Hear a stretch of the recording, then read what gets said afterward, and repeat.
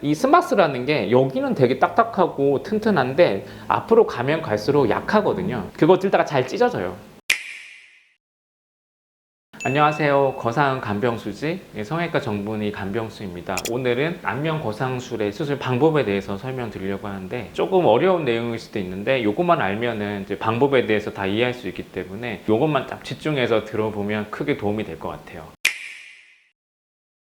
이제 안면 거상술은 옛날에부터 이제 있었던 수술이긴 한데 크게 이제 발전된 게 딱 두 번 있거든요. 수술에 대한 논문이 있어요. 그거 위주로 이 방법에 대해서 설명드리려고 합니다. 이게 되게 유명한 논문인데 1995년에 발표된 논문이에요. 스투진이라는 선생님이 쓴 논문인데 제목이 Extended Smart Dissection 그 다음에 With Face Rejuvenation, 그러니까 중안면을 올리기 위해서 스마스를 방해하는데 좀 많이 방해하자 이거거든요. 이 논문이 발표된 그 저널 이름이 Clinics in Plastic Surgery거든요. 이게 되게 중요한 건데 좋은 논문들만 따로 뽑아서 엑기스만 실리는 거거든요. 그래서 클리닉스에 실렸다는 거는 되게 중요한 논문이다 이렇게 생각하시면 됩니다. 내용은 이 그림으로 다 표현이 되거든요. 이렇게 들고 있는 이게 이제 스마스 층이거든요. 지금 보면 이 강대뼈 위에까지 이렇게 들려 있죠. 이렇게 기존과는 많이 다른 거예요. 왜냐하면 기존에는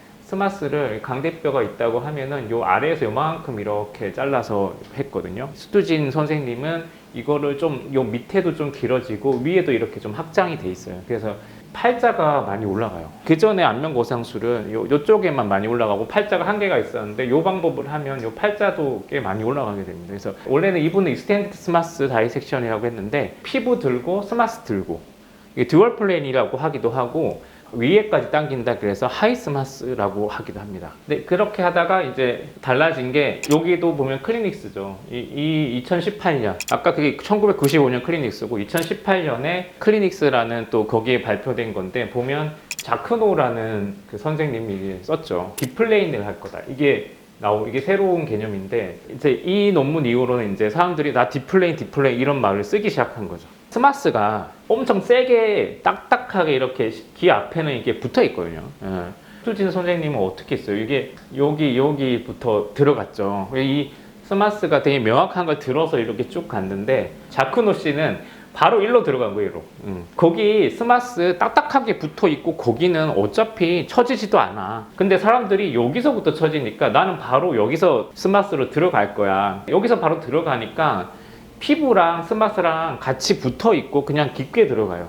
그래서 이게 딥플레인이에요. 스투진 선생님은 피부를 한번 들고 스마스를 한번 들었죠. 그러니까 층이 두 개로 나눠졌죠. 이게 듀얼 플레인이고 딥플레인은 한꺼번에 피부랑 얘랑 들어버리는 거예요. 여기는 되게 세게 붙어 있고 얼굴 안 쳐져 어차피. 근데 여기서부터 쳐지는데 말랑말랑하고 잘 쳐지는 여기를 직접 이렇게 가까이 가서 그냥 이걸 얘만 당기겠다. 되게 효율적으로. 요게 딥플레인 방법이에요. 이 스마스라는 게 여기는 되게 딱딱하고 튼튼한데 앞으로 가면 갈수록 약하거든요. 뭐 지방 이식을 했거나 지방 흡입을 했거나 실리프팅 했거나 예를 들어서 스마스가 되게 약해지신 분들은 그거 들다가 잘 찢어져요. 그 다음에 땡기다가도 찢어질 수 있고. 이 자쿠노 선생님 방법은 피부랑 스마스랑 붙여놨기 때문에 찢어질 수가 없거든요. 그러니까 그렇게 스마스가 약해진 분들한테 좋고 아무래도 듀얼 플랜보다 수술 시간이 조금 오히려 빠를 수도 있어요. 두껍게 들다 보니까 조금 울퉁불퉁하거나 이런 리스크가 좀 줄어요. 또 단점이 있는데 어떤 사람은 깊게 스마스가 많이 쳐진 분이 있고 어떤 분들은